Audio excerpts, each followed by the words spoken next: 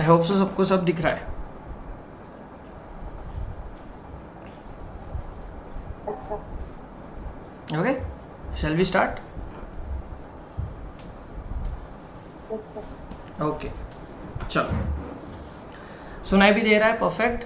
तो हम स्टार्ट करें. आज का टारगेट है 3 एएस खत्म करने हैं. यस. ओके, चलो. सबसे पहले इंडेस 108. देखो, इससे आपको ऑनेस्टली एक एग्जाम में एमसीक्यू आ सकता है. बड़ा सा आने का चांसेस मेजॉरिटी टाइम्स पे नल है, ऐसे समझ लो. ठीक है, एमसीक्यू आ सकता है, मेजॉरिटी चांसेस है बड़ा सा आए तो भी इतना इजी आएगा कि आप 2 मिनट में अटेंड कर लोगे. ठीक है, इतना ही है ये. तो एग्जामिनेशन पर्सपेक्टिव से ये थोड़ा एमसीक्यू सॉर्ट ऑफ है और 5 मिनट में याद हो जाएगा, इतना ईजी है इसे. तो Ind AS 108 what is the meaning of operating segment. अब इस नॉलेज पर्सपेक्टिव से ये बहुत ही इंपॉर्टेंट वाला ईएस है. ठीक है, अगर मैं आपको बोलूँ what is the meaning of segment, मैं आपको पूछूँ what is the meaning of segment, अगर सेगमेंट का मतलब मैं आपको पूछूँ कि क्या होता है सेगमेंट का मतलब, तो आप मुझे बता पाओगे क्या होता है? What is the meaning of segment?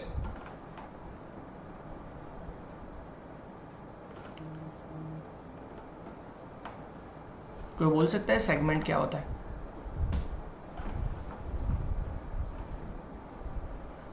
Segment is how we decide कि अपने प्रॉफिट सेंटर्स कैसे होंगे, ज्योग्राफिकली होंगे या yes, perfect. Product. Yes, product wise होंगे. यस, चेन वाइज होंगे. परफेक्ट है.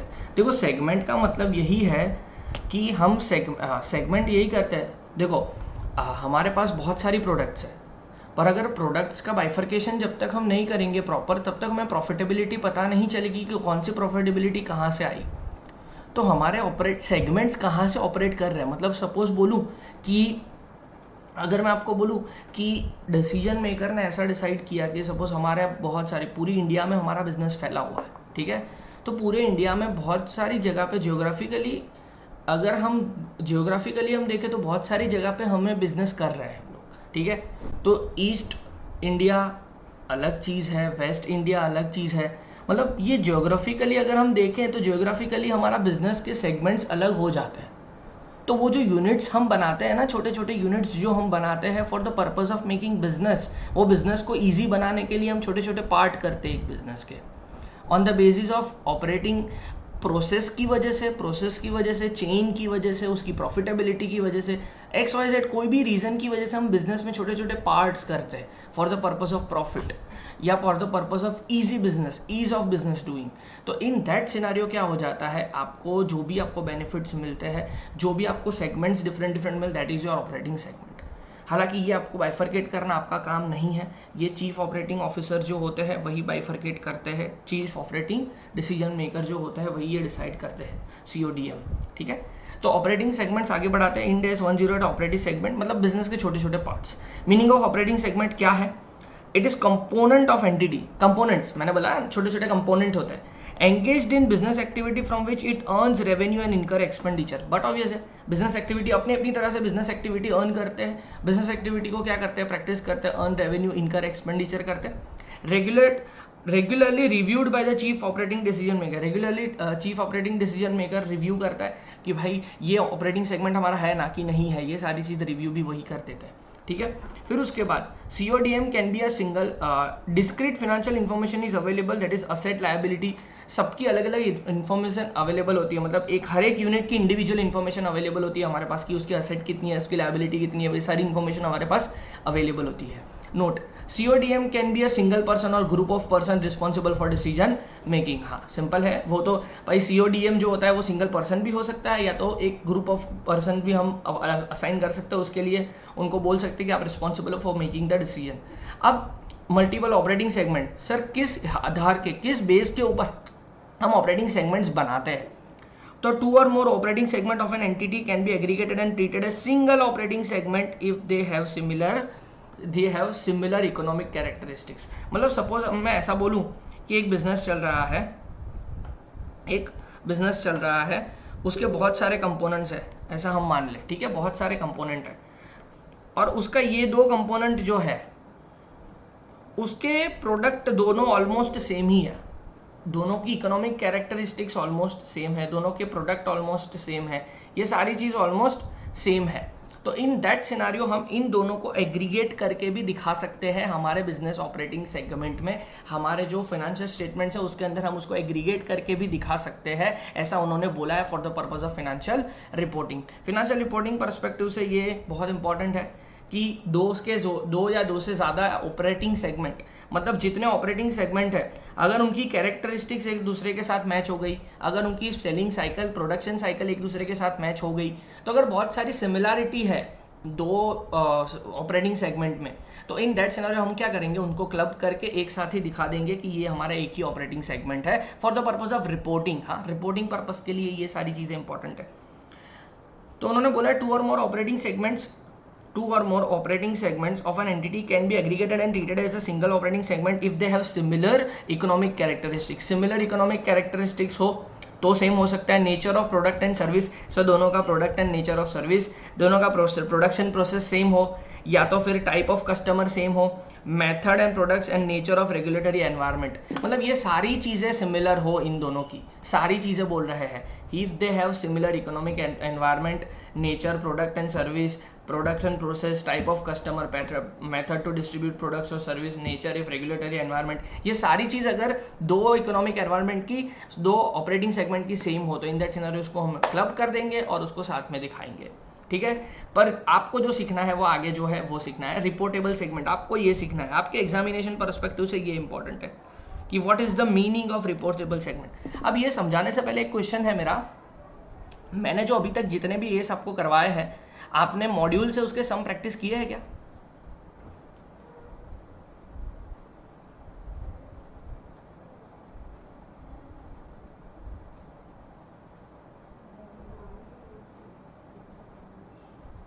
कुछ किए, सब नहीं किए। पर किए तो आ रहे हैं? हाँ, मतलब सेम ही है ना, मैंने जो करवाया है वो आप अप्लाई कर पा रहे हो ना? इफ़ इट इज़ देयर, अगर आपको कुछ प्रॉब्लम हो रहा है तो मुझे तुरंत बोल देना, ताकि मैं आपको वो लाइव लेक्चर में जब भी हो, या मुझे मैसेज भी कर सकते हो व्हाट्सएप पे, तो मैं आपको उसके डाउट्स भी सॉल्व कर दूंगा। तो वो थोड़ा ध्यान में रखना, क्योंकि एग्जामिनेशन परस्पेक्टिव से मैं जो समझा रहा हूँ वो तो क्लियर ही है, बट अप एंड वो उसके वो भी एक चीज़ है कि आप अप्लाई कर पाओ वो जो चीज़ मैं समझा रहा हूँ। ठीक है, ओके, चलो कोई बात नहीं।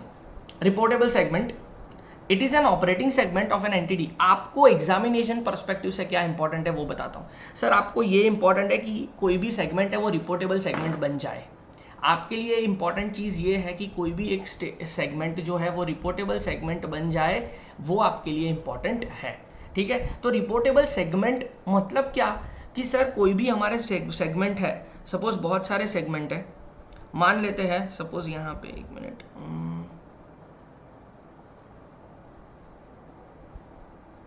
हाँ चलो, हमारे पास बहुत सारे सेगमेंट्स हैं,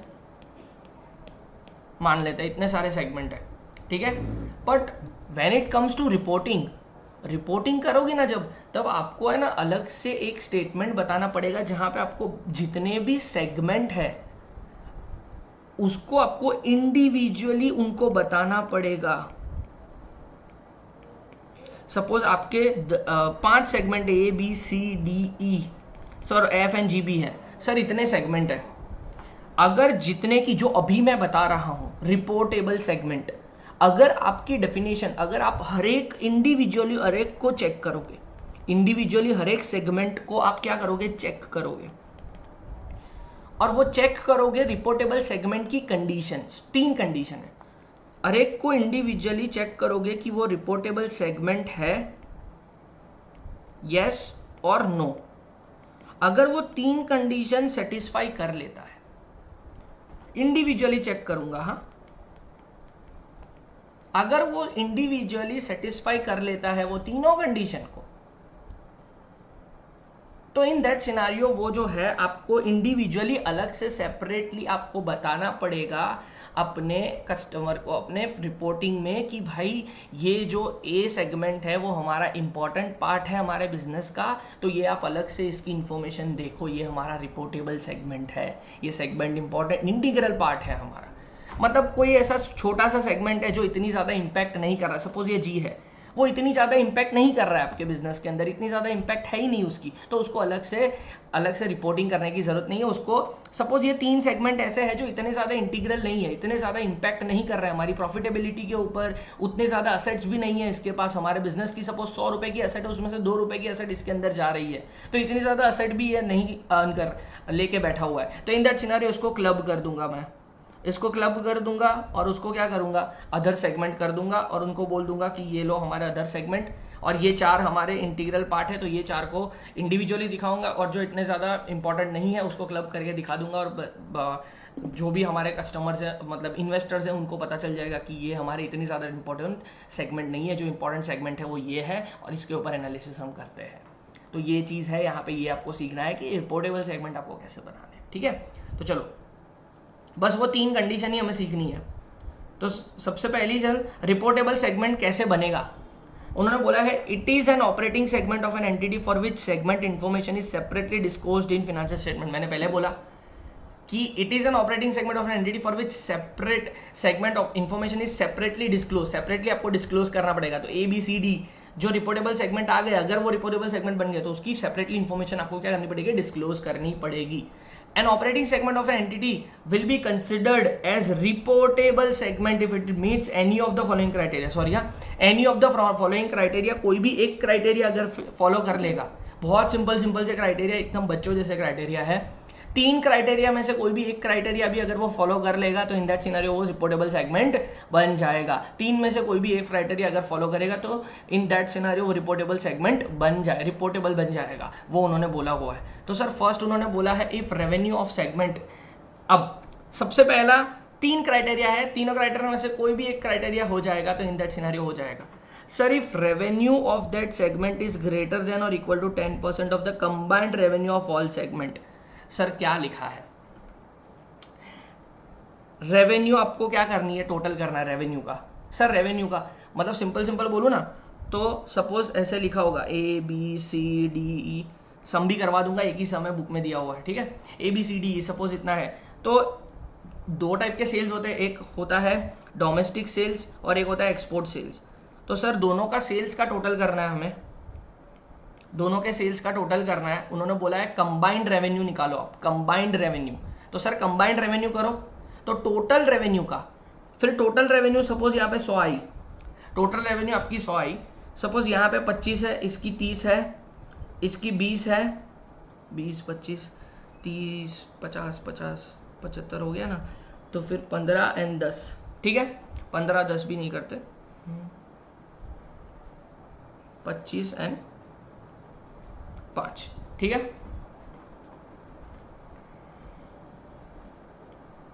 बीस एंड 5, ये आपकी है, इस तरह से रेवेन्यू है।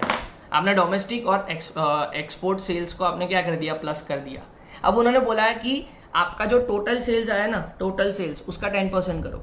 सर 10% कितना होगा, 10 होगा। 10 या 10 से ज़्यादा जिस भी आपका सेगमेंट है, जो भी सेगमेंट है उसका सेल्स अगर 10 या उससे ज़्यादा आ गया तो वो आपका रिपोर्टेबल सेगमेंट बन जाएगा।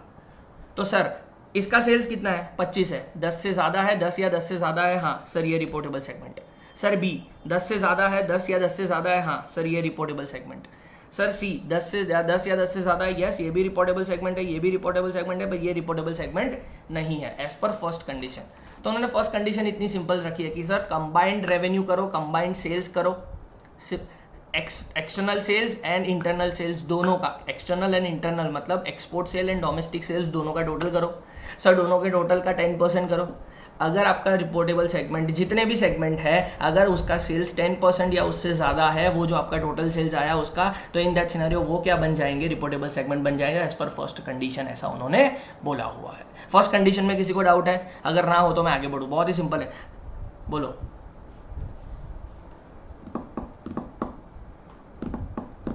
चलो ठीक है, ओके। Second,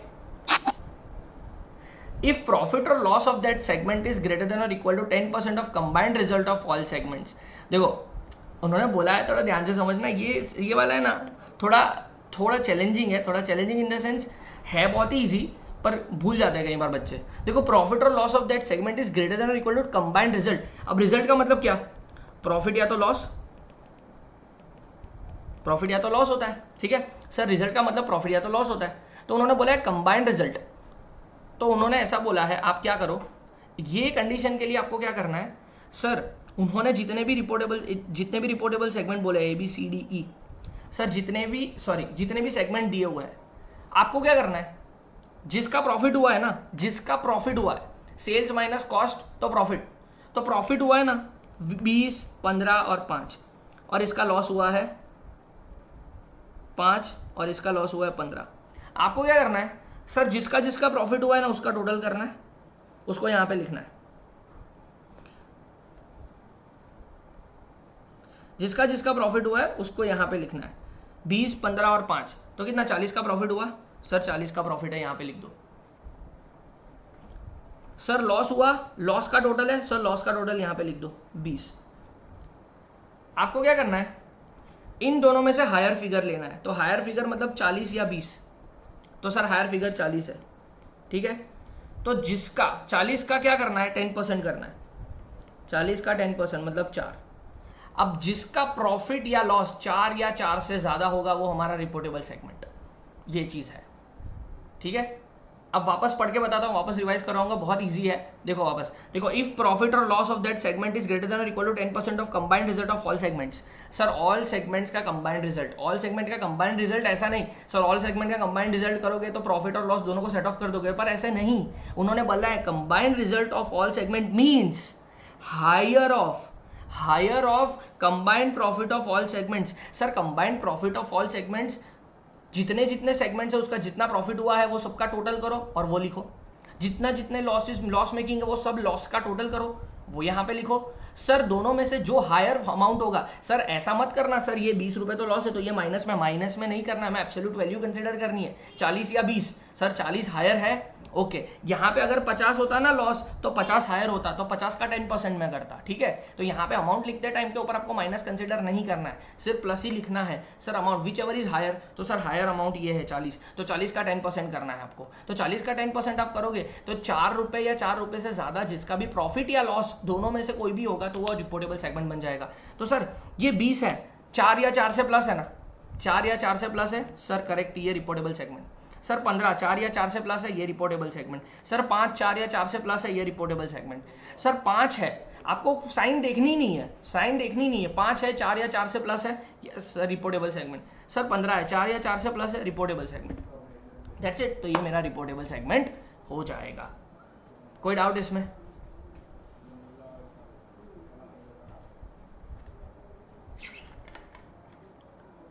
no sir.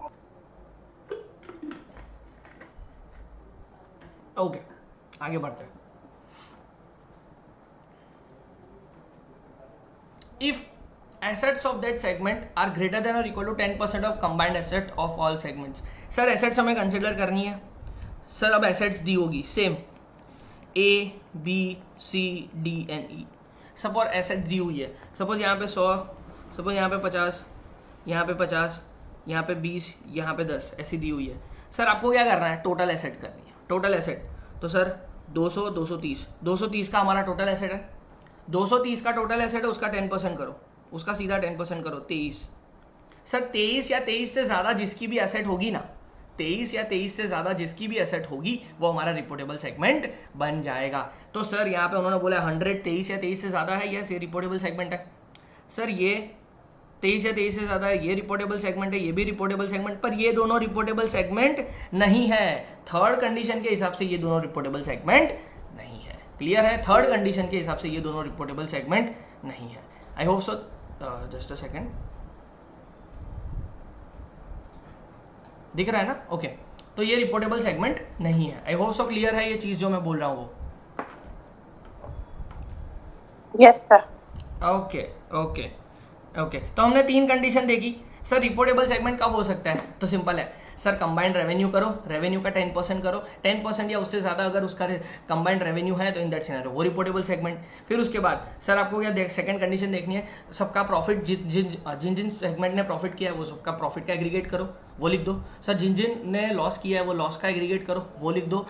उन दोनों का विचेवर इज हायर होता है उसका 10% करो। अगर रिजल्ट 10% या उससे ज़्यादा है तो इन दैट सिनेरियो वो रिपोर्टेबल सेगमेंट बन जाएगा। थर्ड, सर सबका एग्रीगेट, टोटल एसेट का एग्रीगेट करो, एग्रीगेट करने के बाद 10% या उससे ज़्यादा होगा तो वो इन दैट सिनेरियो वो भी क्या हो जाएगा, आपका रिपोर्टेबल सेगमेंट बन जाएगा। आई होप सो क्लियर है। अब छोटी सी चीज़ बाकी बची, ये इतना ही बाकी बचा आपका, तो आपका येस हो गया। क्लियर है सर, आपका येस हो गया। तो सर अब क्या बोला है, अब ये चीज़ जो तड़का लगाएगी ना वो थोड़ा सा इंपॉर्टेंट है, ये थोड़ा ध्यान से समझना आप। ये क्या बोला है उन्होंने, देखो उन्होंने बोला है if external revenue of above identify all reportable segment is less than 75% of total external revenue of that entity, then additional segment should be identified as reportable segment। उन्होंने क्या बोला है, सपोज इसका एग्जांपल देता हूं, समझते। देखो सपोज यहाँ पे A, B, C, D and E है, ठीक है सर। यहाँ पे डोमेस्टिक सेल्स है और यहाँ पे एक्सपोर्ट है। सर डोमेस्टिक सेल्स यहाँ पे सबका 20-20 ले लेता है, ठीक है 30 एंड 30 ले लेते हैं। फिर यहाँ पे एक्सपोर्ट सेल्स सबका 50, 20, 30, 10, 40। ओके ओके चलो 50, 20, 70, 40, 50, 40 और 70। ओके सर ये हमारी कुछ इंफॉर्मेशन है, ठीक है। अब थोड़ा ध्यान से समझना मैं जो बोल रहा हूँ। हमने पहले की 3 कंडीशन हमने फॉलो की, पहले की 3 कंडीशन इंडिविजुअली फॉलो की और उससे हमने आंसर्स निकाले। उससे जो आंसर्स निकला ना वो आंसर डायरेक्टली मैं लिख रहा हूँ करंटली। सर उससे आंसर ऐसा निकला कि हमारा A, B एंड C जो है ना वो रिपोर्टेबल सेगमेंट है। A, B and C, sorry A, B and E जो है वो हमारा reportable, sorry A, B and D जो है वो हमारा रिपोर्टेबल सेगमेंट है। तो सर पहली 3 कंडीशन जो हमने देखी उसके हिसाब से A, B एंड D जो है हमारा रिपोर्टेबल सेगमेंट है, ठीक है। पर सर उन्होंने ऐसा बोला कि आपने जो रिपोर्टेबल सेगमेंट बनाया है उसमें एक चीज चेक करो, आपने जो रिपोर्टेबल सेगमेंट्स बनाए तो C एंड D जो है वो रिपोर्टेबल सेगमेंट नहीं है, तो उसको क्लब करके आप दिखा सकते हो, ठीक है कोई इशू नहीं। अदर सेगमेंट करके आप दिखा सकते हो, उसकी रेवेन्यू, उसकी असेट और वो सारी चीज अदर असेट्स करके, अदर सेगमेंट करके दिखा सकते हो, ठीक है। पर यहाँ पे एक एडिशनल चीज आपको चेक करनी है। उन्होंने ऐसा बोला कि आपकी एक्सटर्नल रेवेन्यू जो है ना वो 75% रिपोर्ट होनी चाहिए। 75% आपकी एक्सटर्नल सेल्स जो है वो 75% रिपोर्ट होने चाहिए। तो सर एक्सटर्नल सेल्स का टोटल करते हैं। एक्सटर्नल सेल्स क्या है सर, इसका टोटल करते हैं हम। 50 + 20 70, 70 30 100, 150 है सर, यस 150 है। 150 का 75% क्या होगा, 3/4 कितना होगा अपन 50 का 3/4,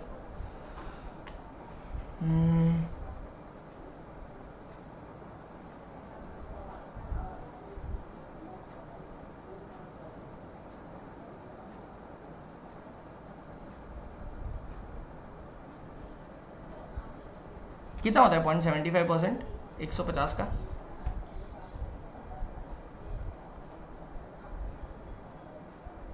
$40, 35, ठीक है 35 3 × 105, ठीक है। तो 150 का 75% हम करते हैं तो 105 आता है, ठीक है। तो उन्होंने ऐसा बोला कि देखो भाई 105 रुपए का एक्सटर्नल सेल्स जो है, 105 रुपए का एक्सटर्नल सेल्स जो है वो आपको रिपोर्ट करना पड़ेगा। मिनिमम रिपोर्टेबल सेगमेंट में 105 रुपए का सेल आपका जो है वो रिपोर्ट होना चाहिए, ऐसा उन्होंने बोला है। तो सर आपने रिपोर्टेबल सेगमेंट आपके कितने हैं sir, A, B and E है आपका reportable segment. Sir A, B and E मेरा रिपोर्टेबल सेगमेंट है। तो सर अगर मेरा A, B and E reportable segment है तो उसका एक्सपोर्ट सेल्स कितना है वो लिखते हैं पहले। सर 50, 20 और 10, sorry A, B and D है मेरा रिपोर्टेबल सेगमेंट, 50, 20 और 10। तो सर 50, 20 और 10 मतलब 50, 20, 70 और 80। सर 80 का ही मेरा क्या है, रिपोर्टेबल सेगमेंट है। 80 का ही मेरा एक्सपोर्ट सेल्स जो 80 का है टोटल वो मैंने रिपोर्ट किया हुआ है, मतलब मैंने 75%, 75% से कम मैंने रिपोर्टेबल सेगमेंट एक्सटर्नल सेल्स का किया हुआ है। तो इन दैट सिनारियो ऐसा बोल रहे हैं आपको क्या करना पड़ेगा, ये 80 में और ऐसा ऐड करना पड़ेगा कुछ जिससे वो 75% या उससे ज़्यादा हो जाएगा रिपोर्टेबल सेगमेंट। ऐसा उन्होंने 75% समथिंग के लेस देन, तो उसको ऐड करके आपको क्या करना पड़ेगा, 75% से ज़्यादा लाना पड़ेगा। तो सर हमने रिपोर्ट कितने किए हुए हैं, उन्होंने बताए हुए हैं, एक सेकेंड,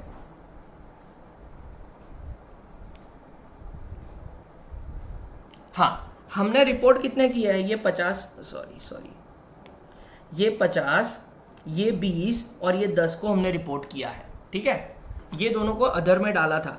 पर सर अब ये दोनों में से किसी एक को मुझे क्या करना पड़ेगा, रिपोर्टेबल सेगमेंट बनाना पड़ेगा। तो सर मैं ई को रिपोर्टेबल सेगमेंट बना दूं तो चलेगा, 80 + 40, तो मेरा कितना रिपोर्टेबल सेगमेंट कितना हो जाएगा, 120 का।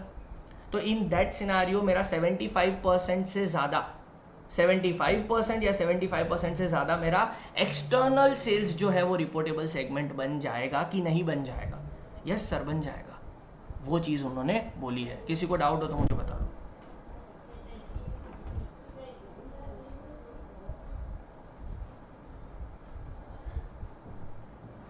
किसी को डाउट है? No sir. इजी? अनु आपको डाउट है? अच्छा। आप इतना ज़्यादा भूल नहीं रहे हो। ओ सर समझ गए।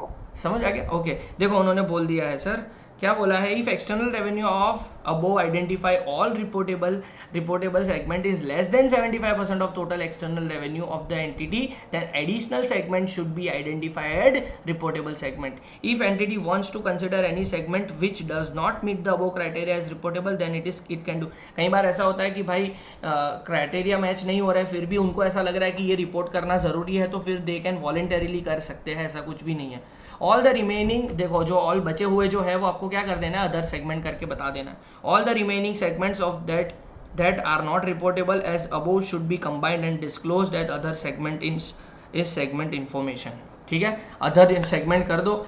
बचे हुए जितने भी सेगमेंट है जो यहाँ पे आइडेंटिफाइड नहीं है वो क्या कर दो, क्लब कर दो और उसको दिखा देना। अब आपको सम भी आ जाएगा, एक ही सम है बुक में एक ही सम है। अगर आप चाहो तो मैं आपको बता सकता हूँ बुक का सम भी, फटाफट से देख लेते हैं। सफारी,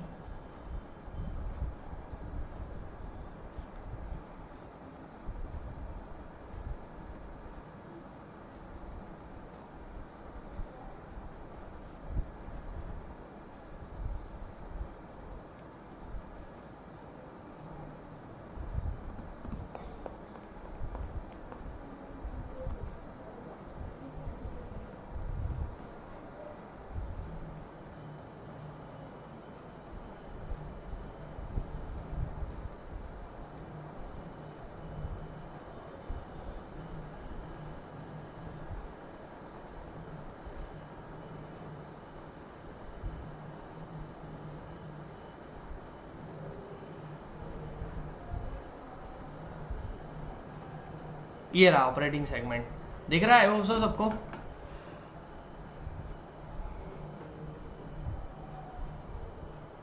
ये रहा, जो मैंने आपको एग्जांपल दिया वैसा ही दिया हुआ है सम। देख लोगे आप कि मैं करवा दूं, बहुत इजी है, same to same ditto.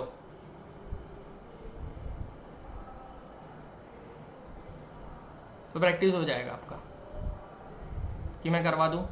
It's all up to you, आप जो बोलो।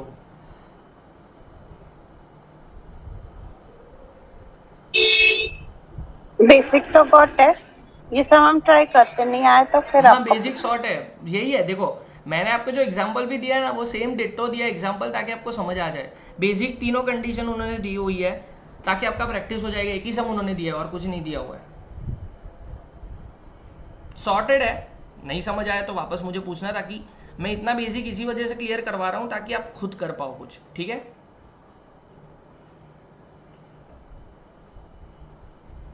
Yes sir. ओके ओके ठीक है, चलो आगे बढ़ते हैं।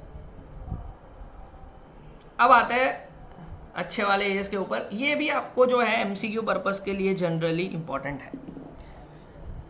इनकम टैक्सेस, इनकम टैक्सेस क्या होता है लॉजिकली समझते हैं। ये भी छोटा सा एएस, छोटू सा एएस है, बट डरते बहुत है बच्चे इससे, पता नहीं क्यों, बट है बहुत ही सिंपल सा एएस, एकदम सिंपल सा एएस है, जिसको आपको समझना है चीज़ों को, और थोड़ा समझ के थोड़ा ग्रेस्प थोड़ा अच्छे से करना पड़ेगा। ऐसा नहीं है कि आपके थोड़े बेसिक थोड़े कच्चे हो तो ये चीज़ हो जाए, थोड़े कच्चे हो तो ठीक है ऊपर नीचे थोड़ा हो सकता है। पर क्या है ये चीज़, जनरली एमसीक्यू आता है इसका, बड़ा सम आने का चांसेस कम है, जनरली एमसीक्यू आता है, ठीक है। तो Ind AS 12 income taxes, sir what is the meaning of income taxes, AS क्या है, समझते हैं थोड़ा सर, थोड़ा लॉजिक समझते हैं सर, थोड़ा लॉजिक समझाओ, क्योंकि है तो बहुत ही छोटा सा एएस ये। देखो सपोज आपको बोलूं मैं कि ये पीएनएल अकाउंट है हमारा फिनेंशियल अकाउंटिंग के हिसाब से, PNL account, sir financial accounting के हिसाब से ये मेरा पीएनएल अकाउंट है। तो हम यहाँ पे सपोज मैं ऐसा बोलूँ कि यहाँ पे 2 नेट प्रॉफिट आता है, तो नेट प्रॉफिट के ऊपर हम 2 टैक्सेस, जैसा प्रोविजन फॉर टैक्स करते हैं ना, अल्टीमेटली तो वही करते हैं, प्रोविजन फॉर टैक्स करते हैं। तो सर हम जो फिनेंशियल अकाउंटिंग में प्रोविजन फॉर टैक्स करते हैं वो अमाउंट अलग होता है कंपेयर टू जो हम टैक्स पे करते हैं। आई होप सो ये डिफरेंस पता है आपको, इतना लॉजिकली, इतना तो पता है लॉजिकली, एक छोटे बच्चे को भी पता होता है, ये 11th-12th स्टैंडर्ड में भी बच्चे को पता होता है, ठीक है, कि मतलब इतना तो लॉजिकली क्लियर है ना कि सर हम जो फिनेंशियल अकाउंटिंग में जो टैक्स लिखते हैं और एक्चुअली में हम जो टैक्स पे करते हैं, there is a difference, there is a difference, दोनों में वो डिफरेंस क्रिएट करता है। होप सो ये तो पता ही है।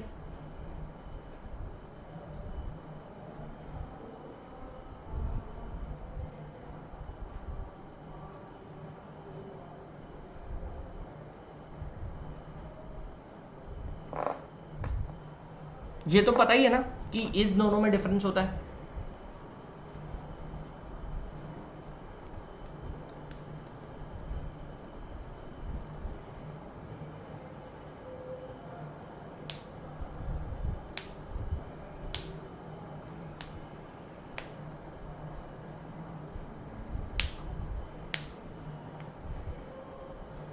सुनाई दे रहा है आपको?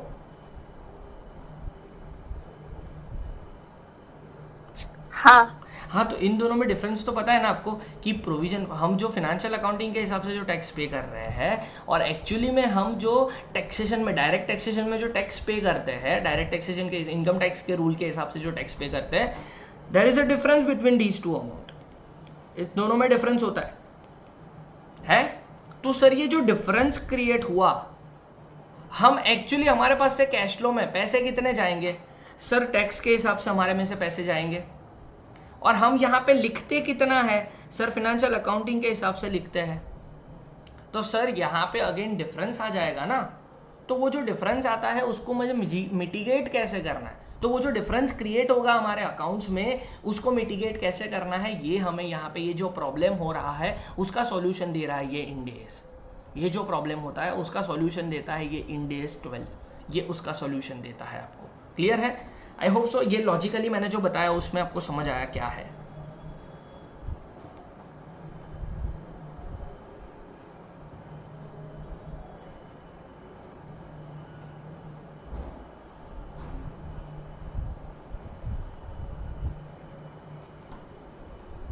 यस और नो?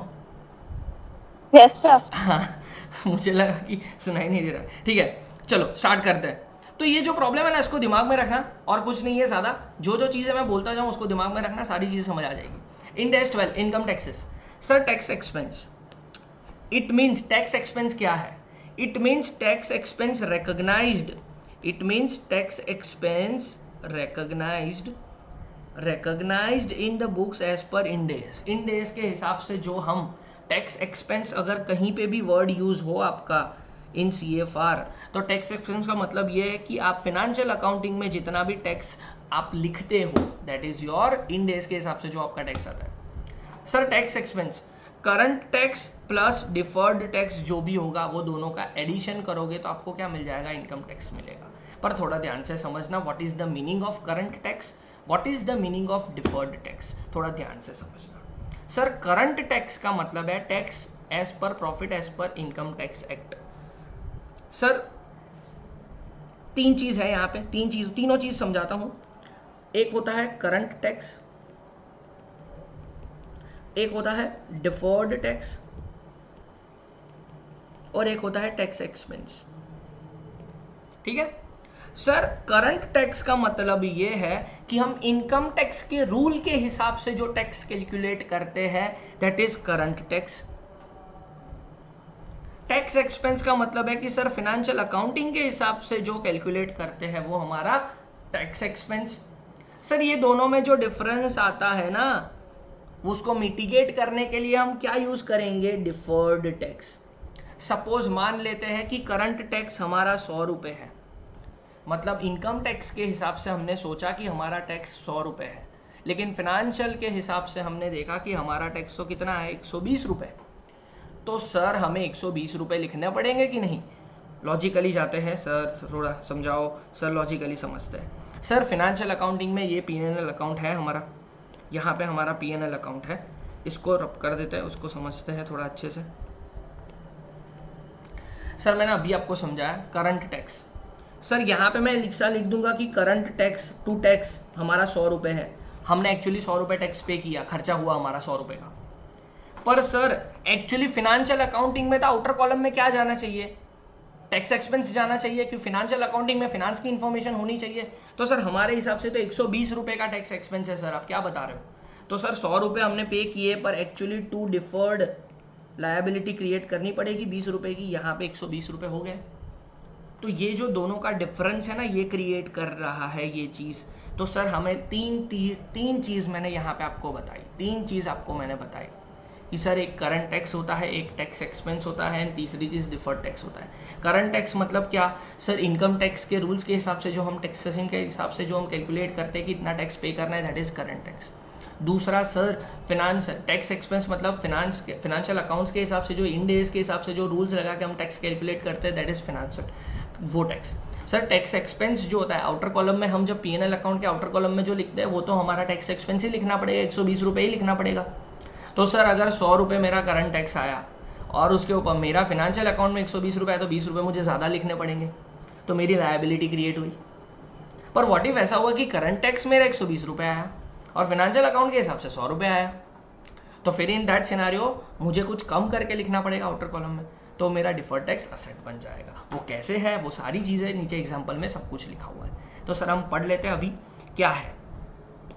सर करंट टैक्स का मतलब है tax on profit as per income tax act. Income tax act के हिसाब से टैक्स ऑन प्रॉफिट जो है वो हमारा करंट टैक्स हो जाएगा। Sir deferred tax expense, temporary saving in tax और payment of additional tax due to temporary difference. Sir ये जो डिफरेंस क्रिएट हुआ ना, टेम्पररी, ये जो डिफरेंस क्रिएट हुआ, वो जो डिफरेंस है उसको बोलते हैं डिफर्ड टैक्स। ठीक है, due to temporary difference between carrying amount and tax base of assets and liability. Sir उसको एग्जांपल, उसको दिखाता हुआ एक एग्जांपल है। सर अभी जो मैंने आपको बताया कि ये डिफरेंस कैसे क्रिएट होता है, उसके लिए एक एग्जांपल बहुत अच्छे से क्रिएट किया है मैंने, बहुत मस्त है। सर एग्जांपल क्या है? Sir A limited purchase property plant and equipment for ₹5000। ठीक है, 5000 रुपये का एक property plant and equipment purchase किया। डेप्रीशिएशन वो चार्ज कर रहा है, depreciation is charged at 20% per annum. Depreciation charge at 20% per annum on SLM basis in books. Sir SLM basis के ऊपर 20% हम क्या कर रहे हैं बुक्स के अंदर, मतलब फिनेंशियल अकाउंट्स में हम 20% का डेप्रीशिएशन चार्ज कर रहे हैं। Depreciation charge at 25% per annum on SLM basis in income taxes. Sir income tax में 25% पर एनम के बेसिस के ऊपर इनकम टैक्स में क्या चार्ज हो रहा है, डेप्रीशिएशन चार्ज हो रहा है। सर आप सोचो, सर हमारी बुक में 20% चार्ज हो रहा है, इनकम टैक्स में 25% चार्ज हो रहा है, तो सर प्रॉफिट में डिफरेंस आएगा कि नहीं आएगा? सर 100% आएगा। Profit before depreciation and tax per annum for the first 2 5 year. Sir 1 से 5 साल के लिए हमारा profit before depreciation and tax जो है वो हमारा 10,000 रुपये है। As per books and income tax दोनों के हिसाब से हमारा प्रॉफिट 10,000 रुपये है, ऐसा मान लेते हैं। Tax rate is 30%। सर अब हम क्या करते हैं, सीधा सीधा एक फॉर्मेट से हम बनाते हैं answer. Sir depreciation as per books के हिसाब से डेप्रीशिएशन क्या है, 5000 into 20% that is 1000। 5000 into 20%, book के हिसाब से डेप्रीशिएशन क्या होगा, 1000 रुपीज़ होगा। यस सर, अगर इनकम टैक्स के रूल के हिसाब से मैं डेप्रीशिएशन देखूँ तो कितना होना चाहिए, 5000 इंटू 25% दैट इज 1250। सर है करेक्ट है सर, ये भी होना चाहिए। तो sir calculation as per tax, sir tax as per books के हिसाब से कैलकुलेट करते हैं। तो sir year 1, year 2, year 3, year 4, year 5, sir 5 साल के लिए पहले हम बुक के हिसाब से क्या इम्प्लीमेंटेशन होगा वो समझते हैं। Sir profit before depreciation and tax होगा, तो सर 10,000 रुपये मैंने हर साल लिख दिए। मैं फिनेंशियल अकाउंट बुक्स के हिसाब से बोल रहा हूँ, सर 10,000 रुपये मैंने लिख दिए। अब उसके अंदर से डेप्रीशिएशन मुझे माइनस करना पड़ेगा। सर डेप्रिसिएशन क्या होगा? 1000 1000 1000 1000 एंड 1000। सर 1000 रुपीज़ का डेप्रिसिएशन होगा तो सर 9000 रुपीज़ आ जाएंगे, तो 9000 आ गया। अब उसके ऊपर मैं टैक्स पे करूंगा। सर उसके ऊपर मैं कितना टैक्स पे करूंगा? 30% टैक्स रेट है, उन्होंने बोला है 30%। तो सर एज पर बुक थोड़ा ध्यान से समझना, एज पर बुक मेरा 30% टैक्स जो होगा 2700 रुपये होगा हर साल। इतना बताया उसमें समझ आ गया? इतना बताया उसमें समझ आ गया? इतना जो बताया उसमें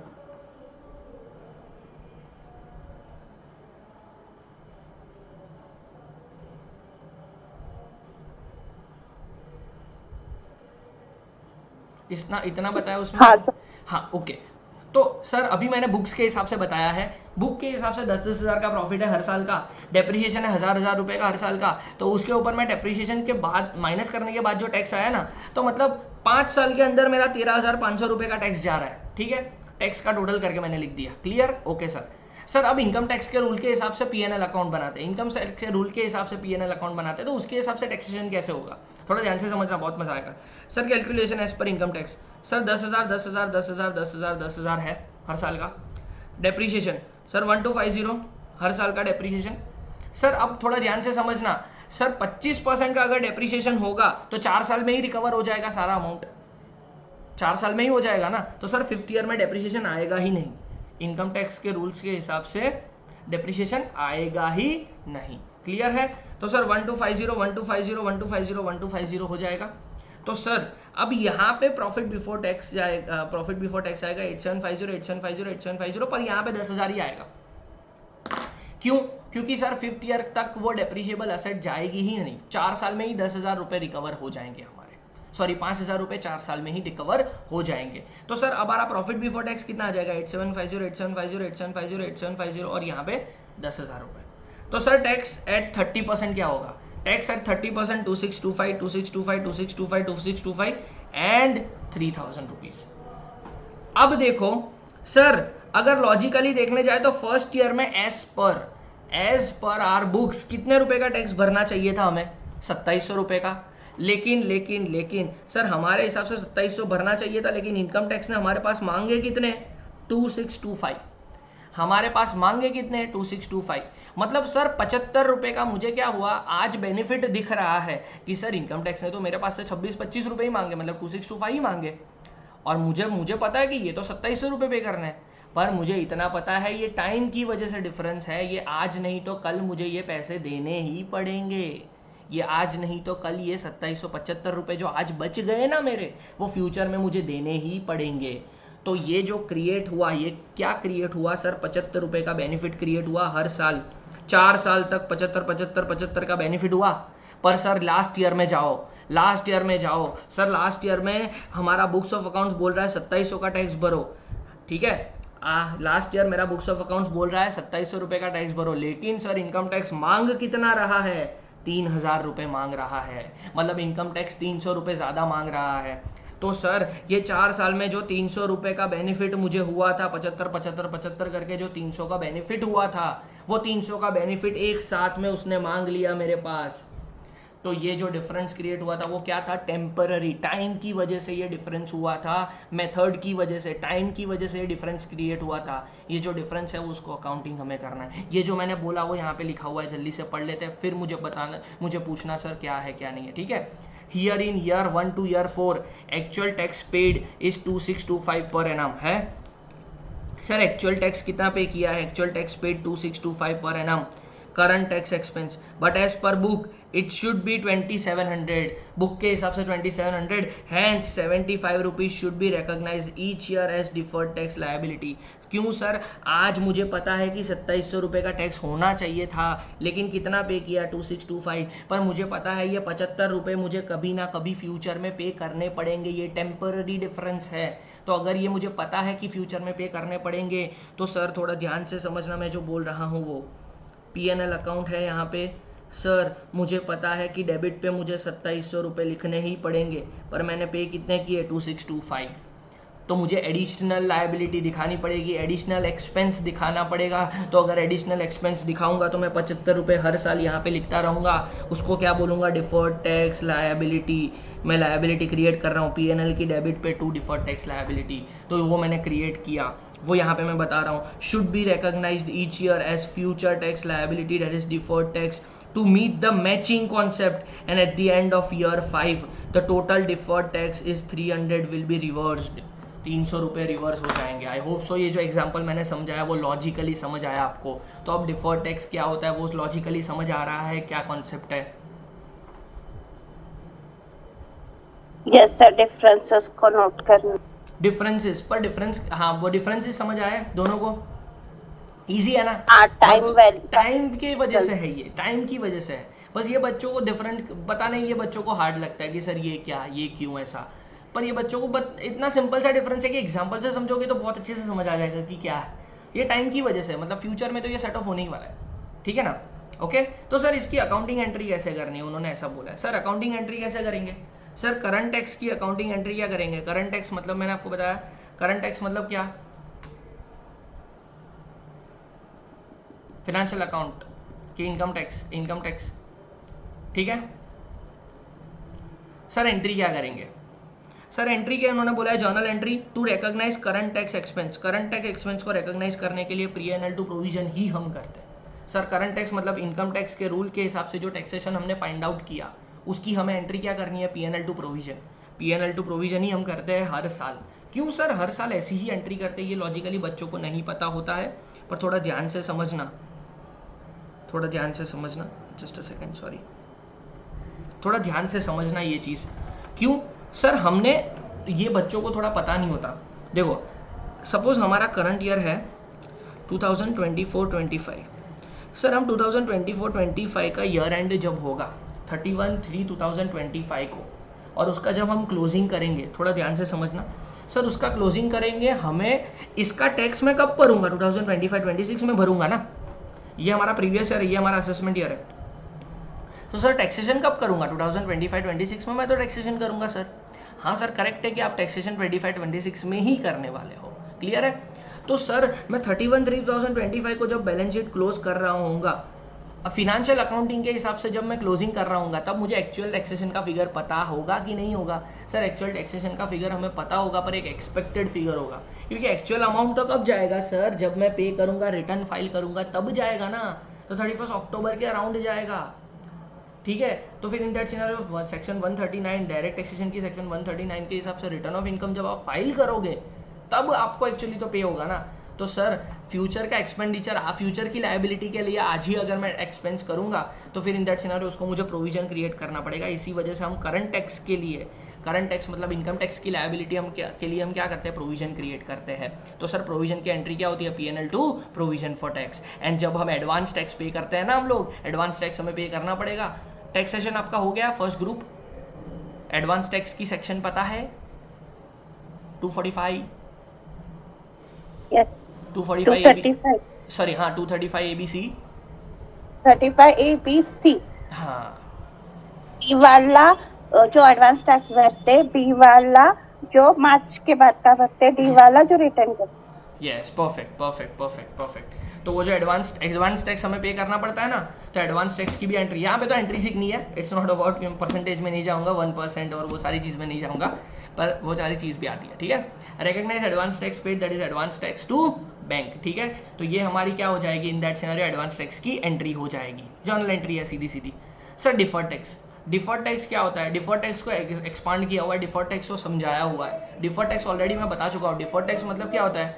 डिफर्ड टैक्स मतलब सर टेम्पररी डिफरेंस होता है जो हमारा करंट एंड हमारा टैक्सेशन में जो डिफरेंस आता है ड्यू टू सम मेथड की वजह से, या हम जो अडॉप्ट करते हैं चीज़ें उसकी वजह से जो डिफरेंस आता है ना, उसको डिफाइन किया हुआ है इन्होंने। तो सर एज पर इन days balance sheet approach is used to calculate deferred tax as follow: calculate by temporary difference between carrying amount of and tax base of assets and liability। Sir ये चीज़ क्या है? Sir carrying amount मतलब WDV, हमारे हिसाब से carrying amount मतलब WDV।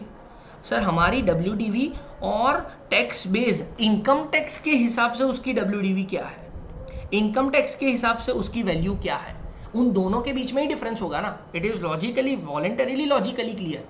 यहाँ पे क्या था सर, थोड़ा ध्यान से समझो, यही एग्जाम्पल को एक्सपांड करके बता दो तो आप बोलोगे सर सही है बात। तो सर पहले साल के एंड के ऊपर, पहले साल के एंड के ऊपर थोड़ा ध्यान से समझना, पहले साल के एंड के ऊपर थोड़ा ध्यान से समझना,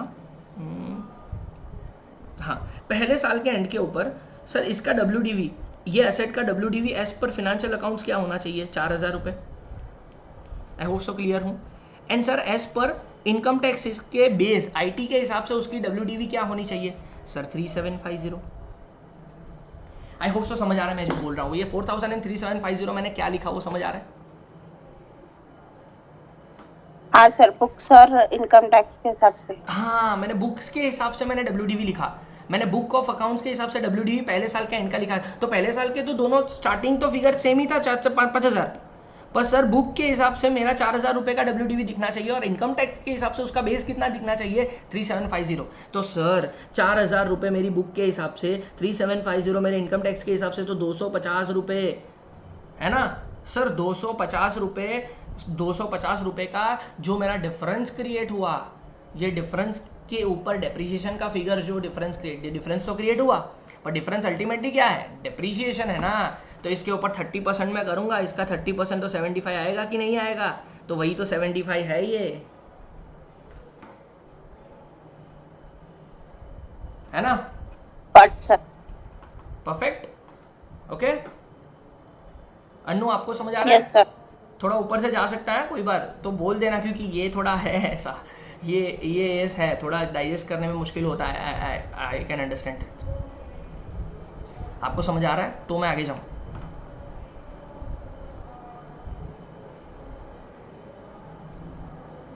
okay okay okay okay okay ठीक है। Carrying amount, balance of assets and liability as per Ind AS. देखो मैंने जो अभी बताया वो सर, कैरिंग अमाउंट क्या होता है, कैरिंग अमाउंट अगर आपको बोलो तो इंड एज के हिसाब से, मतलब आपके फाइनेंशियल अकाउंट्स के हिसाब से जो WDV होती है, असेट्स एंड लायबिलिटी की जो भी बैलेंस होता है उसको बोलते हैं कैरिंग अमाउंट। लेकिन सर टैक्स बेस मतलब क्या, balance of assets and liability of that would appear in income tax balance sheet. Income tax balance sheet में उसकी असेट्स एंड लायबिलिटी की वैल्यू क्या अपीयर होगी वो आपको समझना है, ठीक है सर। अब आपको क्या समझना है, temporary difference. Sir temporary difference जो होंगे ना वही आपको डिडक्ट करने हैं, परमानेंट वाले डिडक्ट नहीं करना है। होप सो क्लियर है सर। कुछ चीज़ें ऐसी होगी जो टेम्पररी होगी और कुछ चीज़ें होगी वो परमानेंट होगी, क्योंकि ये इंटर में भी ये आपने एस पढ़ा होगा, इंटर में CA में इंटर में आपने ये एस पढ़ा होगा sir, temporary and permanent differences जो होते हैं। कुछ डिफरेंस होते हैं वो टेम्पररी होते हैं, कुछ डिफरेंस होते हैं जो परमानेंट होते हैं। लॉजिकली समझाता हूँ कोई चीज़। देखो सपोज मैं ऐसा बोलूँ कि आपने पेनल्टी पे की 5000 रुपए की, क्या पेनल्टी, सपोज ये फिनेंशियल अकाउंटिंग के हिसाब से PNL है और ये इनकम टैक्स के हिसाब से PNL है,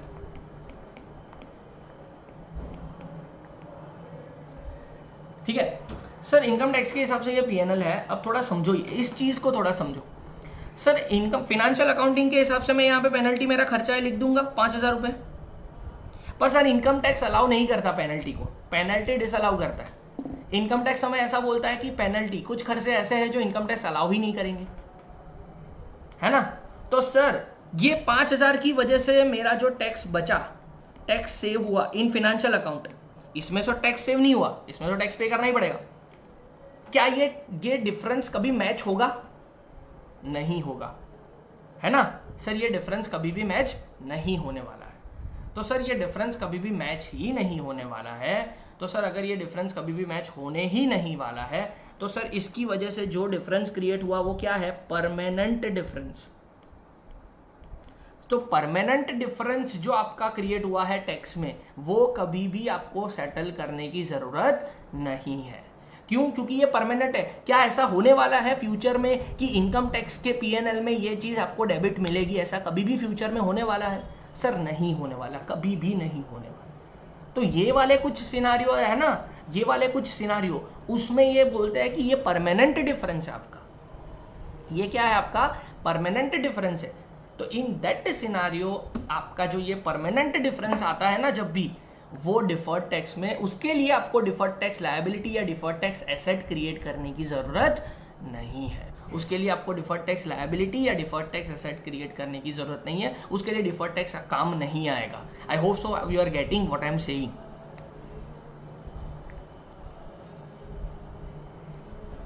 यस सर, सिर्फ टाइम डिफरेंस वाला कंसिडर करना है, परमानेंट वाला नहीं। परमानेंट वाला कंसिडर करने की जरूरत ही नहीं है, क्योंकि वो फ्यूचर में कभी भी सेटल होने ही नहीं वाला। It is that simple. Okay, तो सर थोड़ा आगे बढ़ते हैं, समझते हैं चीज़ों को। तो temporary difference, sir temporary difference उन्होंने बोला है, टेम्पररी डिफरेंस क्या है, हर एक चीज़ को समझाता हूँ। ये एस ऑलमोस्ट डन हो गया, बस अब ये समझ लोगे तो हो गया, ये वाला चार्ट समझ लोगे तो हो गया ये एस। सर टेम्पररी डिफरेंस को ही कंसिडर करना है मुझे, ऐसे कोई भी डिफरेंस होगा जो परमानेंट होगा तो वो मुझे कंसिडर नहीं करना है। सर अगर मैं एग्जांपल एक क्वेश्चन पूछूं, अगर आपको समझ आ जाए तो, सपोज मैं आपको ऐसा बोलूं, आपको सेक्शन 43B पता है इनकम टैक्स एक्ट की? 43B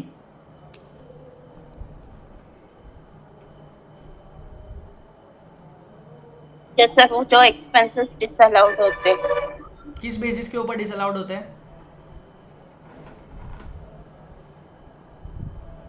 सही है, यूर राइट, एब्सोल्युटली परफेक्ट है। किस बेसिस के ऊपर डिसअलाउ होते हैं वो भी मैं पूछ रहा हूँ।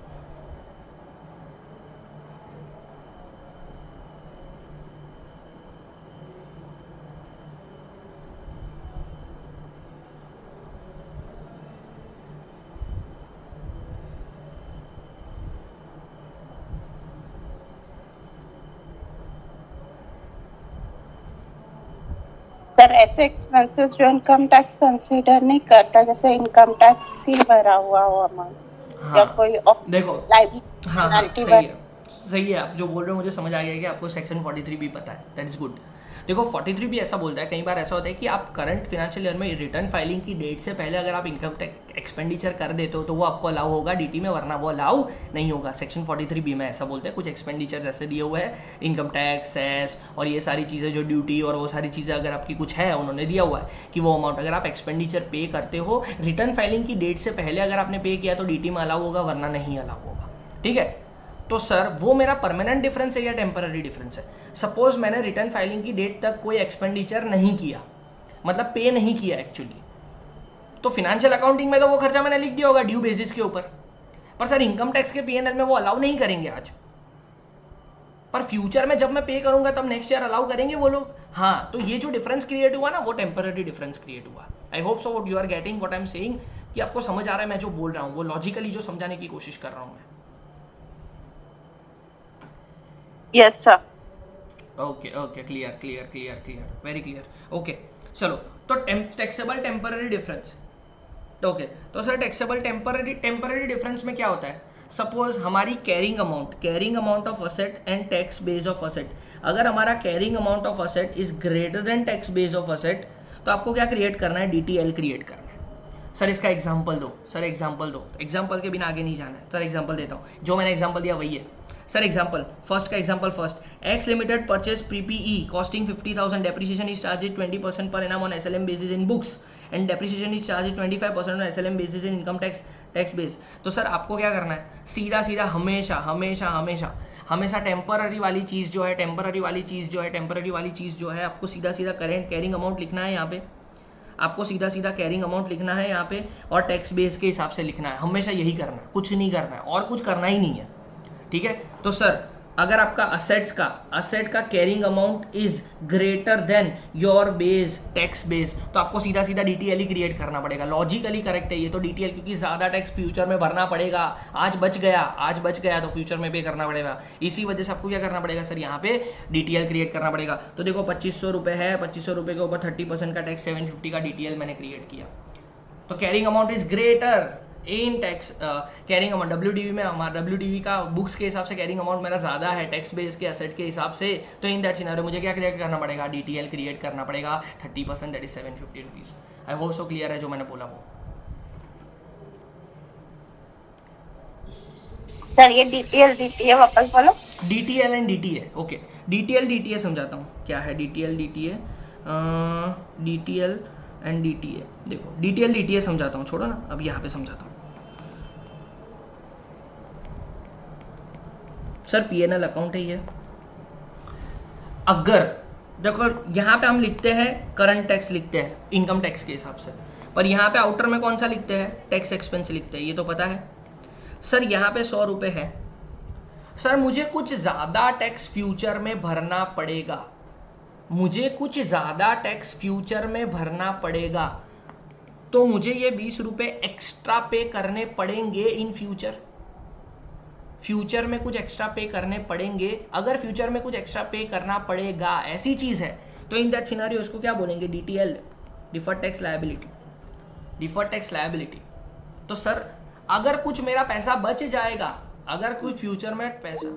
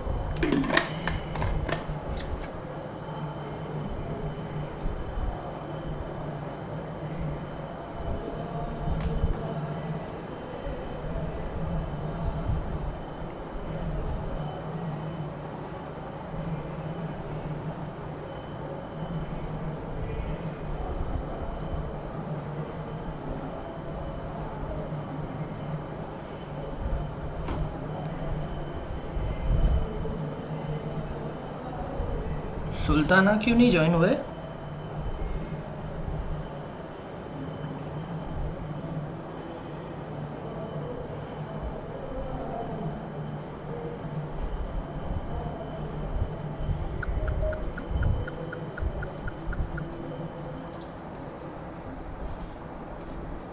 चलो ठीक है, तो सब आ गए, तो मैं जो बता रहा हूँ वो चालू करूँ मैं? Yes sir. Okay okay okay, देखो उन्होंने क्या बोला था कि मैंने आपको बताया था कि sir current tax income tax के हिसाब से मेरा टैक्स जब कम आए, मतलब इनकम टैक्स के हिसाब से मेरा 100 रुपये का टैक्स आ रहा है और फिनेंशियल अकाउंट के हिसाब से मेरा टैक्स 120 रुपये आ रहा है, तो सर मुझे एक्स्ट्रा टैक्स पे करना पड़ेगा ना फ्यूचर में, तो मुझे क्या क्रिएट करनी पड़ेगी, DTL क्रिएट करना पड़ेगा, डिफर्ड टैक्स लायबिलिटी क्रिएट करनी पड़ेगी। मुझे क्या क्रिएट करनी पड़ेगी, डिफर्ड टैक्स लायबिलिटी क्रिएट करनी पड़ेगी। पर सर अगर ऐसा हुआ कि करंट टैक्स मेरा 120 रुपये है और फिनेंशियल अकाउंट के हिसाब से मेरा टैक्स 100 रुपये ही आ रहा है, तो मुझे पता है कि ये मेरा पैसा आज मैंने कुछ ज़्यादा पे कर दिया, 100 रुपये पे करने थे लेकिन 120 पे कर दिया, तो मतलब 20 रुपये मेरे फ्यूचर में बचेंगे, तो वो बचेंगे तो आज मैंने एक्स्ट्रा पे कर दिया तो मेरा फ्यूचर बचेगा, तो in that sense DTA create करूंगा मैं, कितने रुपए का, 20 रुपये का मुझे माइनस, तो सर यहाँ पे मैं जो क्रिएट करूंगा that is your DTA, that is deferred tax assets.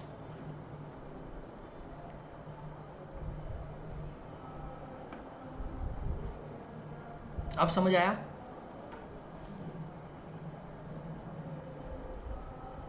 Yes sir. Anu आपको समझ आया? Yes sir. Okay okay okay, आगे बढ़ते हैं। तो देखो फर्स्ट वाला एग्जांपल क्या था सर, अगर आपकी एसेट का कैरिंग अमाउंट अगर आपके टैक्स बेस से ज़्यादा हो, कैरिंग अमाउंट अगर ज़्यादा हो तो डीटीएल क्रिएट होगा। इट इज़ दैट सिंपल, ये याद रख लेना, क्योंकि क्या होता है एग्जाम में है ना कॉन्फिडेंस नहीं आता। मैं एग्जाम परस्पेक्टिव से लॉजिकली तो आपको पता है तो पता चल ही जाएगा, ठीक है सर। अगर carrying amount of liability is less then your carrying amount तो डीटीएल क्रिएट करना। सर ये वाला याद रह जाएगा ना, तो उससे उल्टा ये वाला याद रह जाएगा, ठीक है।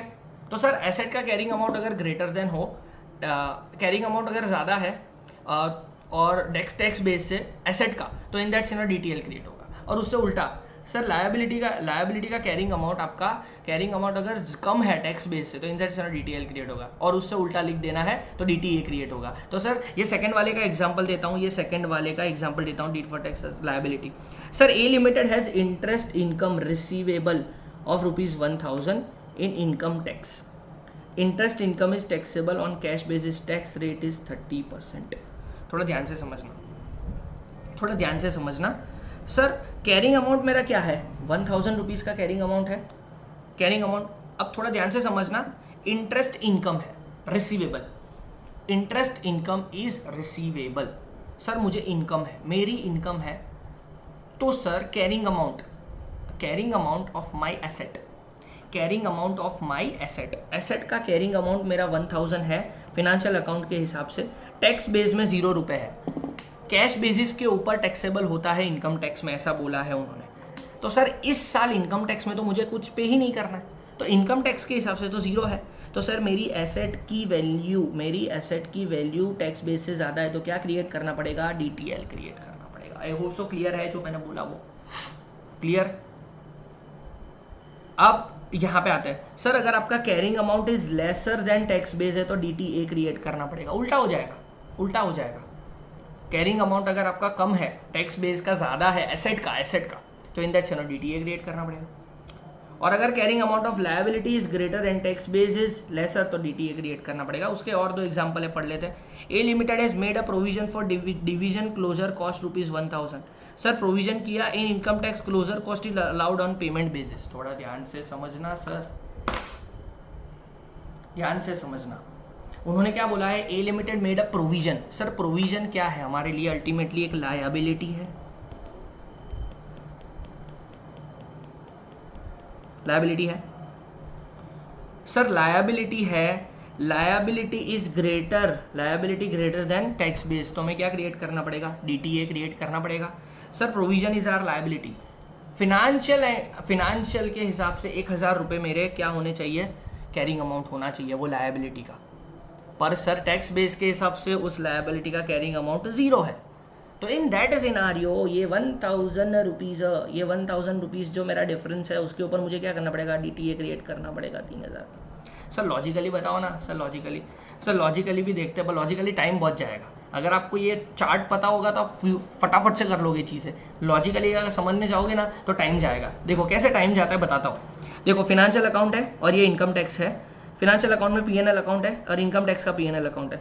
सर मेरी इनकम पता नहीं है, इनकम 100 रुपये है, इनकम मेरी मान लेते हैं 10,000 रुपये है। सर पीएनएल अकाउंट में भी मेरी इनकम 10,000 रुपये ऐसा मान लेते हैं, ठीक है। सर फिनेंशियल अकाउंट में मुझे प्रोविजन मिलेगा, फिनेंशियल अकाउंट में मैं ये 1000 रुपये का प्रोविजन यहाँ पे दिखा सकता हूँ, मतलब 9000 रुपये मेरा प्रॉफिट हो जाएगा।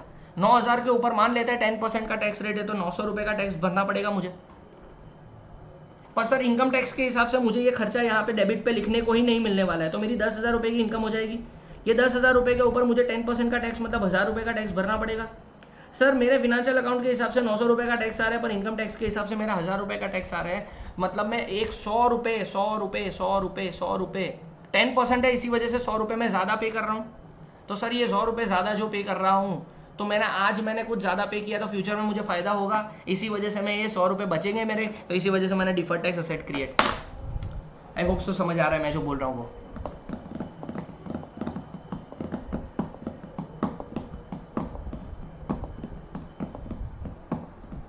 Yes, sir. Okay. And fourth example, A Limited has received income of 500 in advance in income tax. Sir income मिली, इनकम मिली एडवांस में and it is taxable. Sir income tax में वो टैक्सेबल कैसे होती है? कैश बेसिस के ऊपर टैक्सेबल होती है, अगेन सेम। तो टैक्स रेट 30% है।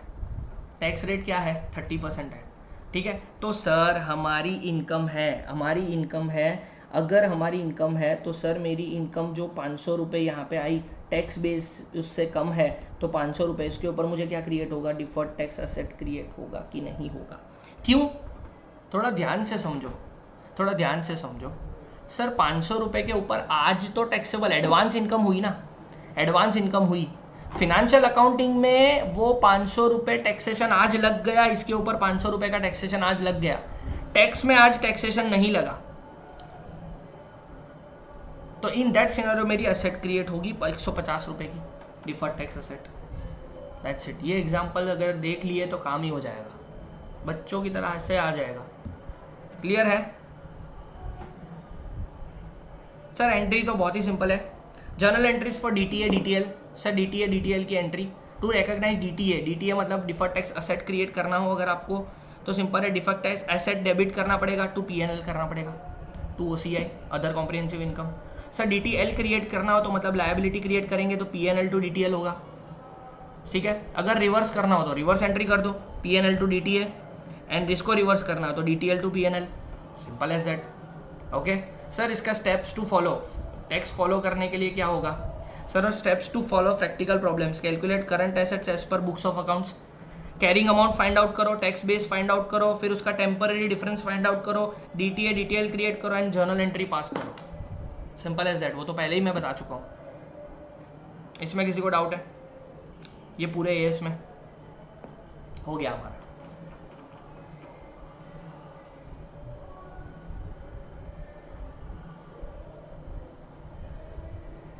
Done sir. डन? ओके चलो, तो अब हम क्या करते हैं, इंडेस्ट 102 10 से मिनट का ब्रेक लेते हैं थोड़ा छोटा सा, and then we shall start our Ind AS 102। Most important 102 वाला जो इंडेस है इंपॉर्टेंट है, उसमें तो मैं सम्स भी करवाने की कोशिश करता हूँ, तो सम्स भी करेंगे हम लोग, ठीक है। क्लास चलेगा हाँ, थोड़ा 6 बजे है तो अराउंड अबाउट चलेगा अपना। इंडेस 102 भी ख़त्म ही करते हैं। आप लोग खुद प्रैक्टिस कर रहे हो ना, क्योंकि मेरे पास टाइम कंस्ट्रेंट है थोड़ा, तो इसी वजह से। आपके क्लास रेगुलरली हो रहा है?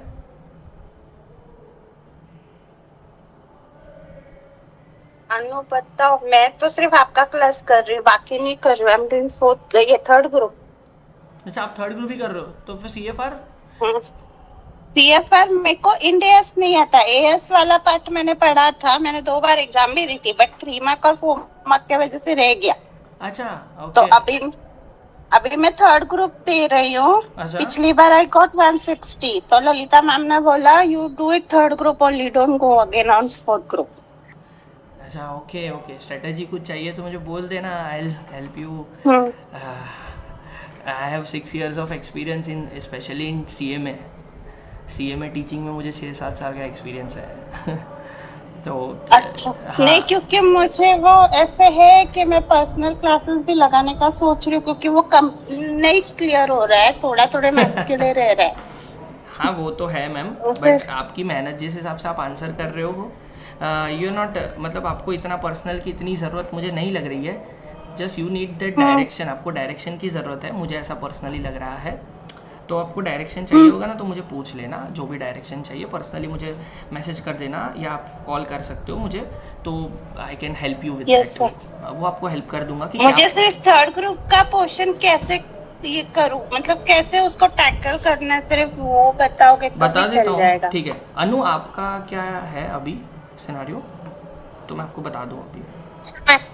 ग्रुप अभी फर्स्ट टाइम ही दिया था, पर मेरा ऐसा हो गया 199 पे, फिर मेरा रह गया ये वाला ग्रुप। मतलब फोर्थ ग्रुप दिया था कि फर्स्ट ग्रुप दिया था, थर्ड ग्रुप?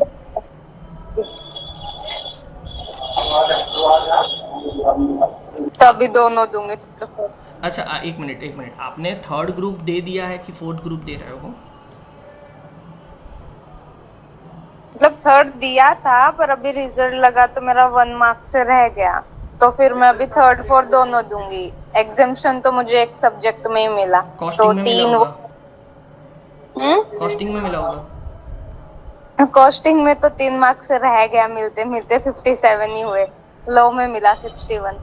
अच्छा, लॉ में एग्जाम्शन मिला, दैट इज़ गुड। अब तो ख़त्म हो गया तो देखो मैं स्ट्रेटजी बता देता हूँ क्या है स्ट्रेटजी एज पर मी, मे भी आपको हेल्प कर जाए।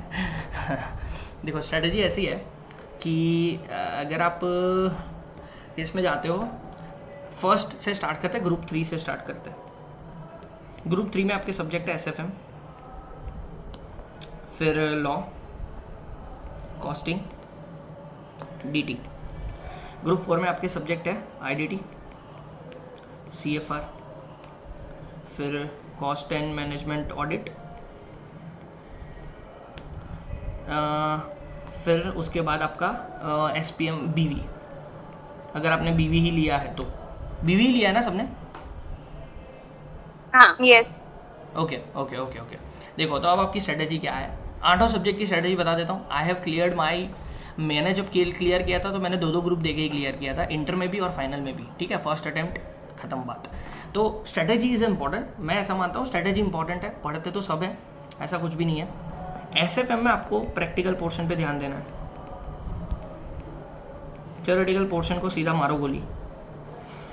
प्रैक्टिकल पोर्शन भी कैसे करना है, देखो फर्स्ट चैप्टर है कैपिटल बजटिंग है, लीजिंग है, फिर रिस्क एंड रिटर्न है, वो सारी चीज़ें हैं, तो उसके ऊपर ध्यान दो, उसके प्रैक्टिकल पोर्शन के ऊपर ध्यान दो, उसके सम्स अच्छे से करो, उसके लॉजिक्स को समझ लो। फिर उसके बाद वाला जो चैप्टर्स है ना, उसके अंदर आपको मतलब मैंने आप जो बताया कैपिटल बजटिंग करना है, कैपिटल बजटिंग के बाद लीजिंग करना है, लीजिंग के बाद रिस्क एंड रिटर्न वाले जो चैप्टर्स हैं, छोटा छोटा 3 चैप्टर है इसके अंदर, तो ये 3 चैप्टर अच्छे से करके जाने हैं, अच्छा, ठीक है। फिर उसके बाद इसी के अंदर आता है पोर्टफोलियो एंड म्यूचुअल फंड, ये अच्छे से करके जाना है, पोर्टफोलियो एंड म्यूचुअल फंड। फिर उसके बाद आपको करना है फॉरेक्स।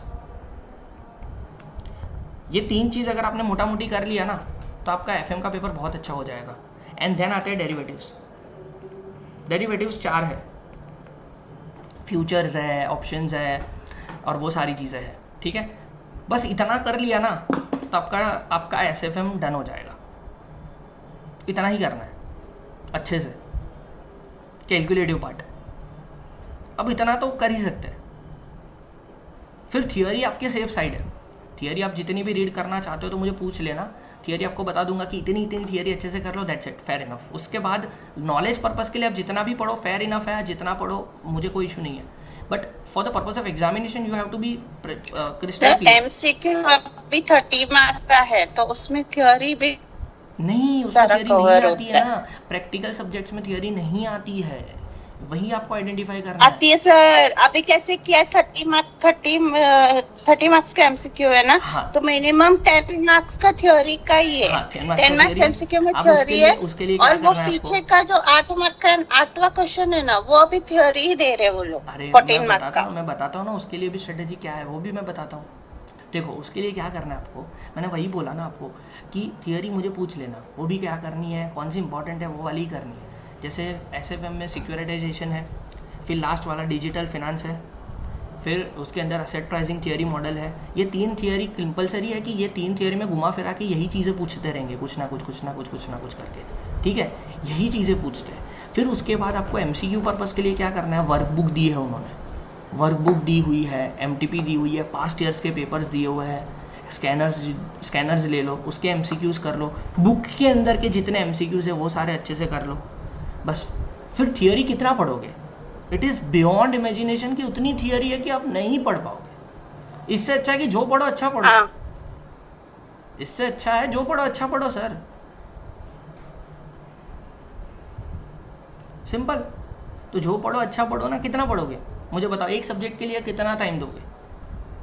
ऐसा पढ़ने जाता है SFM खत्म ही नहीं होगा फिर, ठीक है, ओके। मैं कॉस्ट की बात करता हूँ। yes, कॉस्ट के अंदर आपको प्रैक्टिकल पार्ट सिर्फ देखना है। प्रैक्टिकल पार्ट में आपको सम्स जितने हैं, sums in the scenario, sir marginal costing जो है, मार्जिनल कॉस्टिंग सर पीछे का जो OM वाला पोर्शन है वो पूरा अच्छे से करके जाने का, 40 मार्क्स का OM वाला जितना पोर्शन है वो, OM ऑपरेशन मैनेजमेंट वाला पोर्शन है Yes. ना, जो PERT CPM वो वाली चीज़ें बहुत अच्छे से करके जानी है।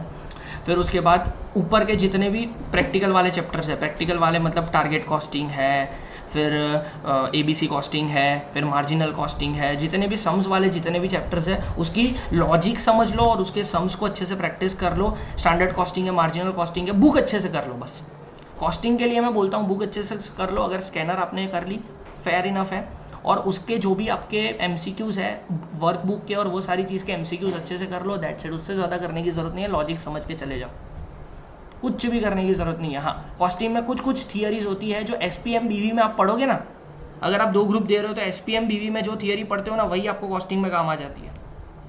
वो 6 सिग्मा और वही सारी थियरी है, सप्लाई चेन मैनेजमेंट और वही सारी थियरी है, तो दोनों सब्जेक्ट में काम आ जाएगी। तो कॉस्टिंग के लिए अलग से करने की कोई ज़रूरत ही नहीं है, कुछ करने की ज़रूरत नहीं है।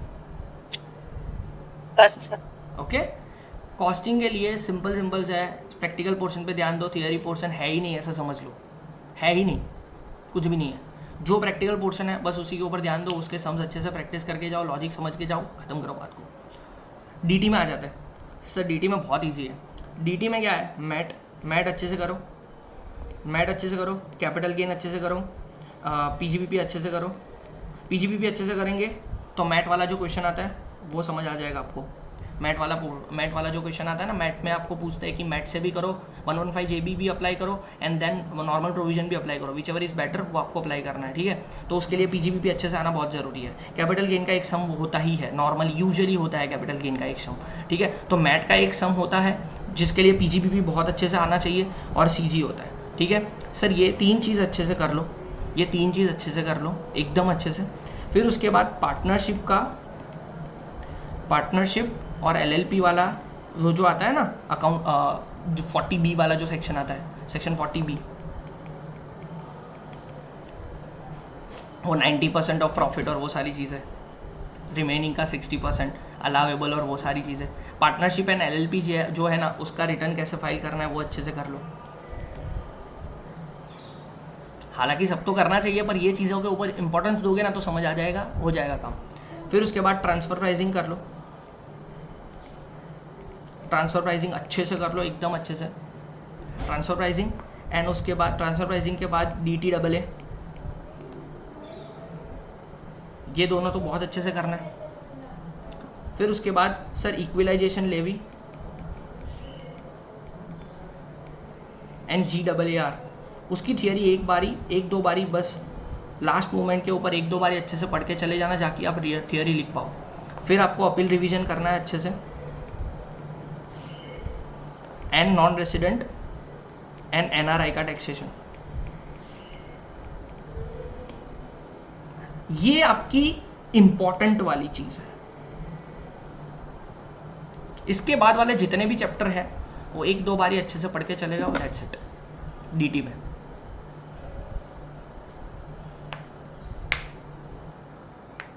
ये मैं आपको एग्जाम पर्सपेक्टिव से बता रहा हूँ। ये मैं आपको एग्जाम पर्सपेक्टिव से बता रहा हूँ। इट इज़ नॉट, मैं ऐसा नहीं बताता कि मैं डायरेक्टली आपको बोल दूँ कि यही आएगा वही आएगा, पर मैंने जो एक्सपीरियंस किया है उसके हिसाब से मैं बता रहा हूँ। आप पेपर उठा के देख लेना कि सर जो बोल रहे हैं वो मोटा मोटी ऐसा बोल रहे हैं कि 70 to 80% पेपर हम ऐसे ही अटेंड कर लें। और अगर आपको, मैंने ऐसा देखा है कि 70 to 80% पेपर अगर आपने अच्छे से आपको आता हो ना, तो 20% जो नहीं भी आता ना वो भी अच्छे से लिख के आते हैं। फिर वो चीज़ करने की ज़रूरत है। I hope so you are getting कि मैं जो चीज़ें बता रहा हूँ आपको समझ आ रहा है कि हाँ, जो इंपॉर्टेंट वाली चीज़ें मैंने पिकआउट बहुत की हुई है। Got it? हाँ ठीक है। तो फिर आगे CFR में तो मैं बता दूंगा कैसे कैसे आगे जाना है। जैसे एएस खत्म होंगे ना तो एएस के बारे में बता दूंगा कि क्या करना है, फिर कंसोलिडेशन और वो सारी चीज़ तो बताता रहूँगा, डोंट वरी, ठीक है। CA में कॉस्ट एंड मैनेजमेंट ऑडिट है ना, उसके अंदर आपको क्या करना है, प्रैक्टिकल पोर्शन के ऊपर ज़्यादा ध्यान देना, प्रैक्टिकल पोर्शन के ऊपर ज़्यादा ध्यान देना। और थियरी में जो वो लोग पूछते हैं, मतलब स्कैनर ले लेना, थियरी में जो चीज़ें पूछते हैं ना वही पढ़ के चले जाना, दैट्स इट। उससे ज़्यादा पढ़ने की ज़रूरत ही नहीं है। हाँ, नॉलेज पर्पज़ के लिए अलग पढ़ना होता है और पास होने के लिए अलग से पढ़ना होता है, पहले ही बता रहा हूँ। इट इज़ ऑल अबाउट कि आप एक साथ पास करोगे तो you have to be that smart enough, यहाँ से स्मार्ट होना बहुत ज़रूरी है, ठीक है। SPMBV में भी वही करना है, बिजनेस वैल्यूएशन है ना, प्रैक्टिकल, पूरा प्रैक्टिकल अच्छे से छानबीन कर लो, और SPM जो है उसकी इंपॉर्टेंट वाली थियरी पढ़ लो, दैट्स इट, खत्म हो गया। IDT तो पूरा ही पढ़ना पड़ेगा, और IDT में भी बता दूंगा, एक्चुअली वही भी मेरा सब्जेक्ट ही है, एक्चुअली मैं 5 सब्जेक्ट मेरे हैं, फाइनल में मैं 5 सब्जेक्ट पढ़ा सकता हूँ, SFM, costing, DT, IDT, CFR, सारे मेरे लॉजिकल सब्जेक्ट मेरे ही है ठीक है। तो ये कुछ है, कुछ भी हो, मतलब कोई भी सब्जेक्ट में ऐसा हो कि सर इसमें क्या पढ़ना है, तो you can ask me, don't worry. तो कुछ डाउट रहेगा तो वी विल जस्ट मैसेज। अरे हाँ पूछना, मैं सब बता दूंगा, उसी के तो है, इतना पढ़ा लिखा, कुछ काम क्या काम का, इतना पढ़ा लिखा भी ठीक है, कोई नहीं। वो लास्ट मोमेंट में अटक जाते कभी कभार प्रैक्टिस के वक्त, एग्जाम के टाइम पे, तो वो और उस वक्त दिमाग भी नहीं चलता जल्दी। नहीं ऐसा नहीं, वो मैं तो ऐसे ही प्रिपेयर करता हूँ बच्चों को कि लास्ट मोमेंट पे आपको पता होना चाहिए आपको क्या पढ़ना है, दैट्स इट, प्रेशर ही नहीं होना चाहिए। लास्ट मोमेंट में कुछ पढ़ने का ही नहीं नया, जो पढ़ा है उसी को रिवाइज करके जाने का, बस खत्म है।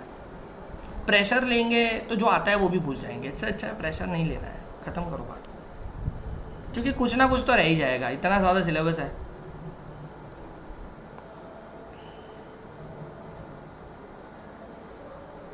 ठीक है, देख लेना आप जो भी है, डोंट वरी।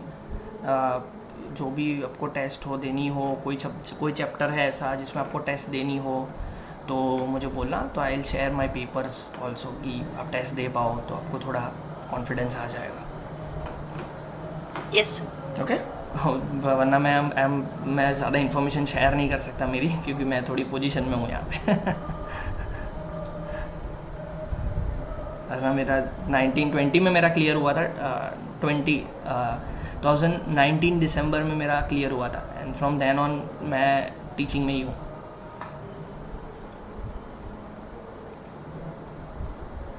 आप कहीं क्लासेस लेते हो क्या सर? नहीं, मेरे खुद की इंस्टीट्यूट है, खुद की CMA की इंस्टीट्यूट है। पर्सनल अच्छा, आप खुद ही क्लासेस लेते हो? हाँ, मेरा खुद का ही क्लास है, खुद का ही क्लास है CMA का मैं वो शेयर नहीं कर सकता, वही तो बोल रहा हूँ ना, क्या आप हाँ, ये वाले रिकॉर्ड होते हैं ना लेक्चर्स। हाँ, वही इसी वजह से। तो वरना मैं बता देता आपको, पर ऐसा नहीं है। इंस्टाग्राम जाओगे ना तो आप सर्च करोगे ना मेरा नाम, तो आपको सारी चीज़ें मिल जाएगी। यूट्यूब पे भी मेरा नाम सर्च करोगे तो आपको सारी चीज़ें मेरी मिल जाएगी। ओके, ठीक है। वहाँ से मैंने हाँ, कोई नहीं, वो तो कोई इशू नहीं है, डोंट वरी। ठीक है, चलो कोई ना, चलो आप 10 मिनट का ब्रेक लेते हैं एंड विल स्टार्ट अगेन। मैं आपको बोल देता हूँ, ठीक है, शेयर बेस्ड पेमेंट स्टार्ट करते हैं। यस। ओके, ठीक है, चलो।